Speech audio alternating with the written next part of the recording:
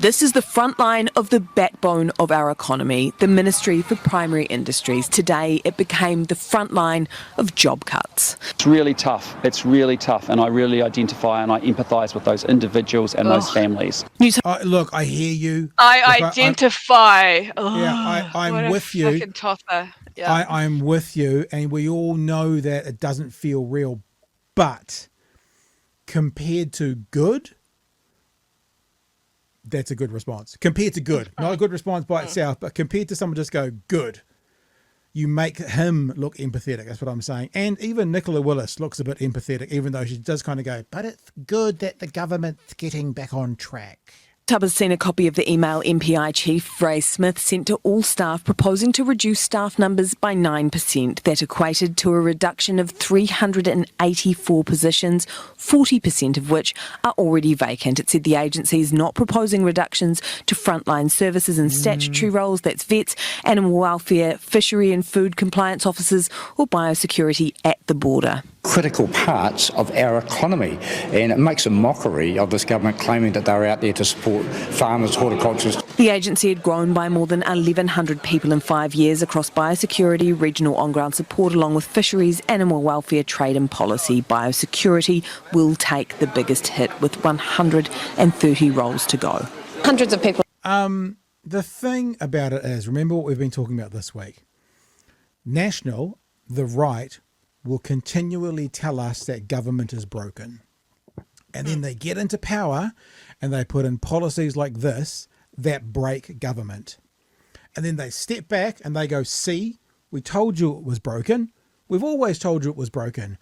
And then they try and offer a solution which comes in the form of asset sales, privatisation or PPPs. And it's exactly the path you're seeing right now. Remember, what happens is they completely annihilate the public sector. Labor comes in, or the left comes in, they build up the public sector, and then their argument, remember, at no stage have they put forward a cogent argument to say there are too many, why there are too many. They've just said there are too many. Look how many it's increased since we were last in. Yeah, that's because, it's like having a barrel of water and taking it down to 10%.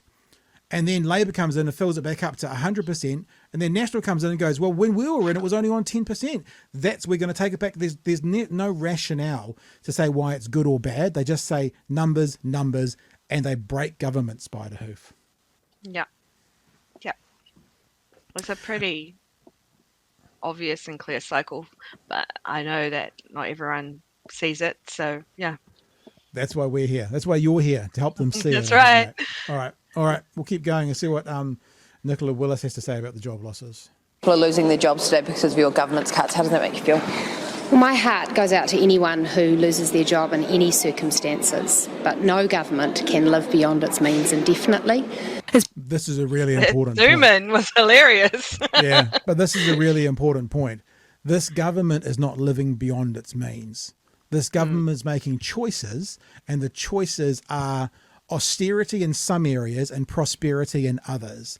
This government is not on the bones of its ass. This government is choosing to give $2.9 billion back to landlords at the cost of workers, at the cost of people with disabilities, at the cost of people who are in emergency housing, at the cost of people who are in state housing. Right? So we are not going to accept or believe about government living beyond their means when you're choosing to take $3 billion out and go, here you go, landlords. So if 384 jobs is out of our means, so is the $3 billion. You can't have it both ways. Sorry, Nicola. Yeah, exactly.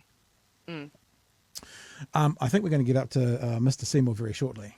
Public servants were ushered into meetings to learn their fate. David Seymour was dancing on the graves of their livelihoods. Responding to the news on social media, ACT posted, good. It was reposted from David Seymour's account. People are losing their livelihoods, and the first word that you can think of is good.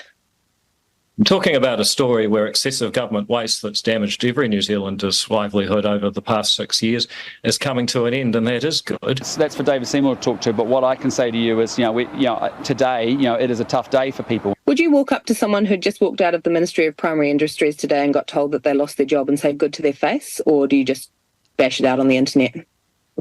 I would say it's good that the economy is rebalancing, but there'd be no need for me to do that. That would be an odd thing to do. But you did do that. I mean, like that's the It is classic. an odd thing to do, David. Why'd you do it? That's the classic internet troll who wouldn't say it to your face, but would say it on. It's the cowardly internet troll. I mean, if you wouldn't say it to someone's face, don't send it to them online. That's just cowardice. So if you wouldn't say it to their face, then why are you tweeting it, David Seymour, next Deputy Prime Minister? Ridiculous. Good for people to lose their jobs. It is good that our government is ensuring that resources go to the front line.